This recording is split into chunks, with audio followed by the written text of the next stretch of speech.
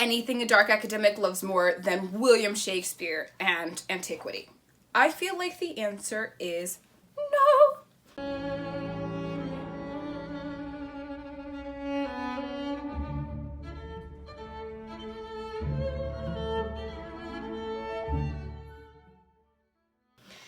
Alright guys, welcome back to Tea and Lit. This is going to be the final video of William Shakespeare's Julius Caesar, where we will be discussing the summary, conclusion, final thoughts. So in the description, let me know, excusez-moi, what you thought of this story.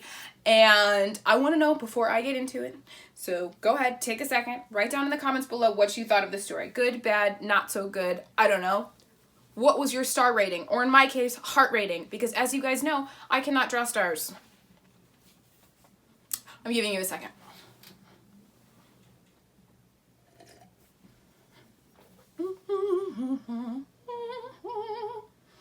Alright. Did you write your star rating? I hope so. I look forward to seeing it. So Julius Caesar. Let's talk summary. Oh, before we get into it, grab yourselves a cuppa and a copy. I am just so terrible at this today. As you can see, I'm filming multiple videos, as always, in one day, and I'm not doing so good on that. Grab yourselves a cuppa and a copy, and let's go. So our story opens up with a meeting between Cassius and Brutus, where they are discussing how well loved Brutus is by the people, and how Cassius is kind of over Julius Caesar. And I kind of thought it was really cool to see Cassius's view, saying Caesar is a god, but I had to save him from drowning. And I think that's something that's probably like really relevant, more in the ancient times. I don't know if there's any more like monarchs who are viewed as divine so much. I remember reading that before World War II, the Japanese emperor was considered like a descendant of the divine, which is so cool. You should actually do some reading on that. The Japanese emperor, the Japanese whatever, is the longest in history. Dynasty. The Japanese dynasty is the longest monarchy in history. And so, like, it's so old that they think they're descended from the gods, which I find super, super fascinating. So it's not like the UK where, like, 1,000 years ago was when they had their first. So like 1,000 years ago was William the Conqueror. It's not like that in Japan. Like it's always been. And I find that super interesting. Well, I guess North Korea, I think they think that their leader is a god or descended from the gods or something. So maybe it still exists. It doesn't matter. The point is, part of Cassius's problem is that he feels like, how can we call this person a god or descended from the gods when, like, I knew him when he was almost drowning. A god would be able to save himself from drowning. And so I think that's a really good point. And I think it's something that, you know, leaders need to be careful about when they put themselves on such a high pedestal. I'm so uncomfortable. When they put themselves on such a high pedestal, like there are people who knew them before. And we see this even now, where there's like celebrities or politicians who want to present themselves as like holier than thou. And then people come out and they're like, actually, I knew them before and they were a nightmare. And I'm not saying you can't grow. I've grown. If somebody came out when I was, you know, they were like, we knew her in high school and she was a nightmare. Truth is, I have made some minor improvements. I fancy to say so. And so, yeah. I'm not saying you can't grow, but like I'm also not calling myself a god, you know? You know what I mean? Anyway, they talk about how Julius Caesar seems ambitious, but I don't know like how ambitious you can be if you're already emperor, you know? Like what do you want to be, like king of the world? Like, I mean maybe, that was kind of a Roman's whole MO, is that they just went around taking people over. Can you just see how much I'm wiggling around here? But I wrote that down because it seems like Cassius is the one that's a little bit more ambitious than Caesar. So it's one of those things like the pot calling the kettle black or projecting your own issues onto somebody else. It kind of gives me that vibe. The second thing that I thought was relevant to share, Brutus needs some convincing to kill Caesar. Brutus doesn't want to kill Caesar, because they are like pals. Brutus, I think, was one of the senators. But Cassius says, oh, no, the people love you. You should totally do this. And even goes so far as to write letters pretending to be other people and throwing it through Brutus's window to say, you know, you are so well loved by the public. Oh,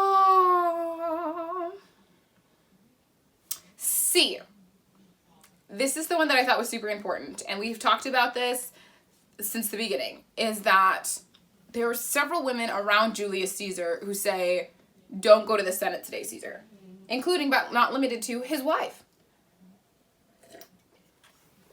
And so I think it's important, gentlemen, to listen to the women in your lives, because sometimes we see things and know things before you do. And can you hear my mom?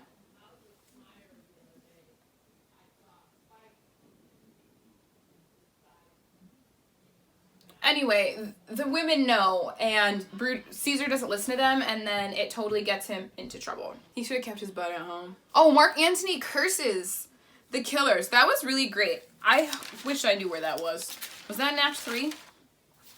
It was actually a really great monologue. His commitment to Antony's commitment to killing the conspirators.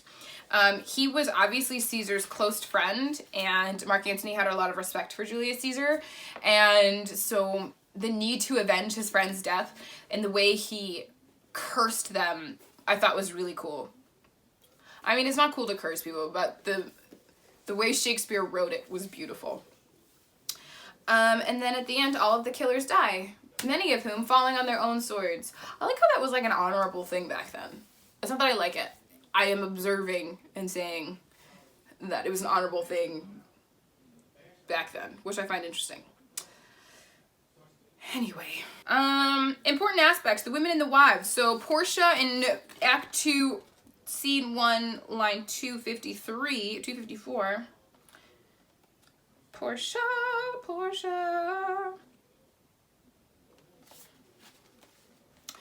Portia, what mean you? Oh, she has this beautiful, beautiful monologue when she's talking to her husband, Brutus. Nor for yours neither. You ungently, Brutus, stole from my bed, and yesternight at supper you suddenly arose and walked about, musing and sighing with your arms across, and when I asked you what the matter was, you stared upon me with ungentle looks. I urged you further, then you scratched your head, and too impatiently stamped with your foot. Yet I insisted, yet you answered not, but with an angry wafture of your hand, gave sign for me to leave you. So I did, fearing to strengthen that impatience which seemed too much enkindled, and withal hoping it was but an effective humor, which sometimes hath his hour with every man, and could it work so much upon your shape, as it hath much prevailed on your condition, I should not know you, Brutus. Dear my lord, make me acquainted with your cause of grief. So here Portia is trying to say, listen, the weight of the world does not rest on your shoulders alone. I'm your wife. You can share this problem with me, and we can game plan and figure it out together. He recognizes that he's not making the best choices in his marriage, and so commits himself to making a new choice. At the end of the scene, or at the end of the conversation, he says, render me worthy of this noble wife. Hark, hark, one knocks, Portia, go in a while, and by thy bosom shall partake the secrets of my heart. All my encouragements I will construe to thee, all the charactery of my sad brows. Leave me with haste. So he says, basically, I've got such a great wife, and I need to do better by her. Does he? Not exactly, but it is what it is. The next one is Calpurnia, who is the wife of Caesar, in Scene 2, Act 2, line 7. And she basically has a dream saying Caesar is gonna die. My husband's gonna die today at work. And so she tries to get him not to go.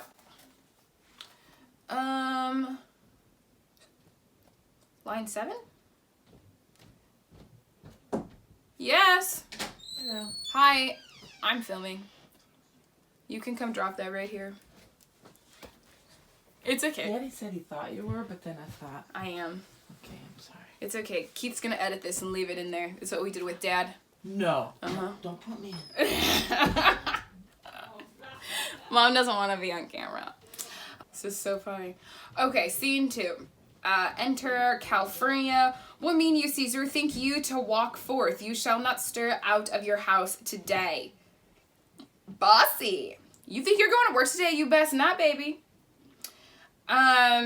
Caesar says, Caesar shall forth the things that threatened me ne'er looked but on my back. When they shall see the face of Caesar, they are vanished. Oh, the ego on the man. The ego. Surely all my enemies have tucked tail and run from me because I am the great Caesar. And surely that will happen again today. No, darling. Calphurnia, Caesar, I never stood on ceremonies, yet now they fright me. There is one within. Besides, the things that we have heard and seen recounts most horrid sights seen by the watch. A lioness hath whelped in the streets, and graves have yawned and yielded up their dead. Fierce, fiery warriors fought upon the clouds in ranks and squadrons and right form of war, which drizzled blood upon the Capitol. The noise of battle hurtled in the air. Horses did neigh, and dying men did groan, and ghosts did shriek and squeal about the streets. O Caesar, these things are beyond all use, and I do fear them. Does Caesar listen to his wife? Let's find out. What can be avoided whose end is proposed by the mighty gods? Yet Caesar shall go forth, for these predictions are to the world in general as to Caesar. Ego. Calphurnia. When beggars die, there are no comets seen. The heavens themselves blaze forth the death of princes. Back to Caesar. Cowards die many times before their deaths. That is on a t-shirt. It is a great quote. The valiant never taste death but once. Of all the wonders that I yet have heard, it seems to me most strange that men should fear, seeing that death, a necessary end, will come when it will come. Surely you don't know how early that will come. A little bit later on, the gods do not do this in shame of cowardice. This is Caesar. Caesar should be a beast without a heart if he should stay at home today for fear. No, Caesar shall not. Danger knows full well that Caesar is more dangerous than he. We are two lions littered in one day, and I the elder and more terrible, and Caesar shall go forth.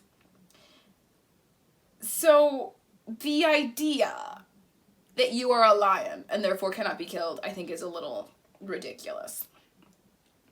And I don't think it's any cowardice to listen to your wife who's clearly upset. Calphurnia, alas, my lord, your wisdom is consumed in confidence. So funny. Do not go forth today. Call it my fear that keeps you in the house, and not your own. We'll send Mark Antony to the Senate house, and he shall say you are not well today. Let me upon my knee prevail in this. So she's begging her husband, please don't go to work. Caesar, Mark Antony shall say I am not well, and for thy humor I will stay at home. That is where he should have stopped, but that's not where he stops. Here's Decius Brutus. That's more than one Brutus. He shall tell them so. Caesar, all hail. Good morrow, worthy Caesar. I come to fetch you to the Senate house. Caesar, and you are come in very happy time to bear my greetings to the senators. Actually, let's fast forward a little bit. Calphurnia says for Caesar to tell the Senate that he's sick. And Caesar says, shall Caesar send a lie? Have I in conquest stretched mine arms so far to be afeared to tell gray beards the truth? Decius, go, tell them Caesar will not come. Decius, most mighty Caesar, let me know some cause, lest I be laughed at when I tell them so. Caesar, the cause is in my will. I will not come. That is enough to satisfy the Senate. And truly it is. If you are a leader and you say I'm not coming today, I mean, what is anybody going to do? You know, they're not going to be knocking on the palace doors to say you have and drag you to the Senate. Just say my wife said so. That is okay. Happy wife, happy life is a thing for a reason. But it is to satisfy the Senate. But for private satisfaction, because I love you, I will let you know. Calphurnia here, my wife stays me at home. She dreamt tonight. I don't need to keep reading. You have read this. I'm just reading for the sake of it. Anyway, so he really should have listened to his wife. The women and the wives take a really important role in this story, and I wish that these men would listen to them more often, as I often wish that men would listen to their wives more often, generally speaking, because if you've chosen her to wife, then she must have some level of intelligence, because, you know, you chose her to be your wife. Anyway, also important aspects, rhetoric and power. We saw that amazing scene with Mark Antony that was so, it was cool to see how Brutus gets up and speaks, and Cassius at the beginning of the play was really pushing that Brutus is super loved by the people, and they come up with this plan that Brutus will speak to the people, and then Mark Antony will come and say positive words over Caesar, but he won't say anything to incite the crowd to do anything to Brutus and Cassius and the other conspirators.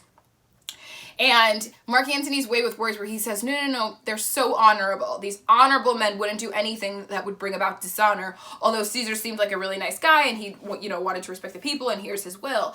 And so it was really cool to see how that command of language really determined the reaction of the crowd, because at first the crowd was totally on Brutus's side, and then as soon as Mark Antony gets up to speak, they are pushed to be on Mark Antony's side, and then they're pushed to make certain choices in line with those things, with their different, you know, positions. And so it was really cool to see how whoever can control the narrative is really in charge of what's going on. And I think it's important for us in our modern world to recognize what that means in modern politics, or whatever. It doesn't have to just be politics. I mean, it could be, you know, with celebrities that we're paying attention to, whatever, to know what is propaganda to bring about a desired end and what is absolute truth. And that's hard to find. I'm not gonna lie, it's hard to navigate that, but doing research is really important. And honestly, we may be preaching to the choir here, because I feel like people who read a lot and people who are attracted to dark academia probably are not, you know, the most ignorant of people or the most ignorant of voters. I'm sure that they have some awareness of what they're doing. So perhaps I'm preaching to the choir here, in which case I apologize for my condescension. The last aspect that I thought was important was honor. And so what does it mean to be honorable? Was it honorable for these men to kill Caesar? Was it? You know, I mean, none of the Caesars were particularly popular. You know, they were not the most of them weren't particularly loved. I don't think Julius was the worst one. But what is the role of honor in politics? And I think that the presentation of ancient Rome in this, and a cursory history lesson of ancient Rome, would show you that we have not advanced very far in, you know, 2,000 years. And we should all be doing more reading to kind of move ourselves forward. Anyway, my favorite quote is from Act 2, Scene 3, line 7, where it says, security gives way to conspiracy. And we are totally living in that moment in time, where people have relative security in Western society, and it gives way to conspiracy. Does 5G cause COVID? Does it? We have these loads of conspiracy theories about all sorts of things.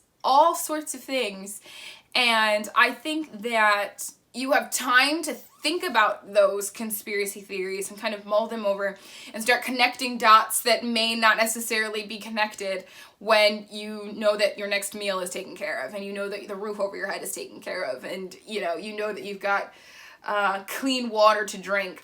When you have that security, then you're more likely to have the luxury of theorizing about what's happening in the world.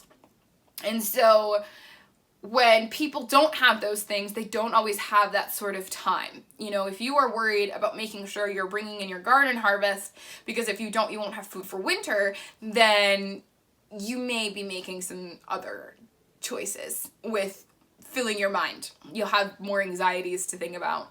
So I really loved that quote, and we did put it on a mug, so you guys can check that out in the description box below if you'd like to. Would I recommend this story? So for the quality of writing, I gave it a 4. It is William Shakespeare. For ease of reading, I gave it a 3. It's not his most challenging work. For pace, I gave it a 4. It was really fast paced. There was a lot going on. You jump in and the story is already going. And so I really liked the pace of the story. For plot development, I gave it a 4. For the characters, I gave it a 2. I would have really liked for them to be a little bit more fleshed out, but that's okay. It's hard to do that with plays because, you know, you have to get it done in 5 acts. So, I mean, that happens. It's different than a novel. For atmosphere, I gave it a 4. I was really surprised at how much I enjoyed this atmosphere considering it is a play. I mentioned in Othello how like the atmosphere is very much based on what the set designer does, not so much on what the writing is, but I felt like the writing in Julius Caesar definitely lent itself to a wonderful, beautiful atmosphere when they talked about the fountain of blood and all these other things. I thought it was really cool. And even the battle scene where they talk about the tents that are far off on the hill, I thought that they did a great job. They did a great job. I thought that Shakespeare did a great job describing to us what's going on, what it looks like there. For the enjoyability, I gave it a 2, but I don't know. I just don't love the histories. I think that's what it is. This is the first history I've ever read. I don't think I like William Shakespeare's histories. That might be a harsh judgment to pass considering I've only read one of them. I've got several, so we'll see what happens. Insightfulness, I gave a 3. I think that's more a testament to my feelings on things. I watch politics very closely, but it's not like a thing that like defines my life, I guess. For logic, I gave it a 3. I don't know why I gave it a 3, but I did. And then for book cover, I gave it a 2. It's just not very stimulating. There's nothing going on there. So would I recommend, so in total I gave it 2 stars. Would I recommend Julius Caesar? Totally honest with you, probably not. It's not my favorite Shakespeare play. I think everyone should read Shakespeare. I think that I would like to read all of Shakespeare's plays by the end of the Tea and Lit experience, but it's not my favorite one, and I look forward to reading more anyway. So that is what we have to say about that. Thank you guys so much for being with me as we have read through William Shakespeare's Julius Caesar. Please subscribe to the channel because we will be doing more Shakespeare. We are trying to do one per month, one play per month. So please do subscribe and hit the bell if you are interested. In the description box below, there are notes for Julius Caesar as well as t-shirts with fun quotes, including but not limited to "Security gives way to conspiracy." It's not just t-shirts. I say t-shirts, but it's mugs, it's laptop cases, all sorts of things. So you can check that out. And then what else do I want to say? In the comments, please let me know what Shakespeare play you would like to see next. That would be fun. I did a haul video of, or a classics something or other, book list, all the books that I have, and I have a whole section on Shakespeare. So please let me know which ones you want to see next, and I will try and make that happen for you. Thank you guys so much for watching. I really appreciate all the support you guys have been giving us, and it means the world. So please continue to watch and share. We really appreciate it. Thank you for watching, and have a great day.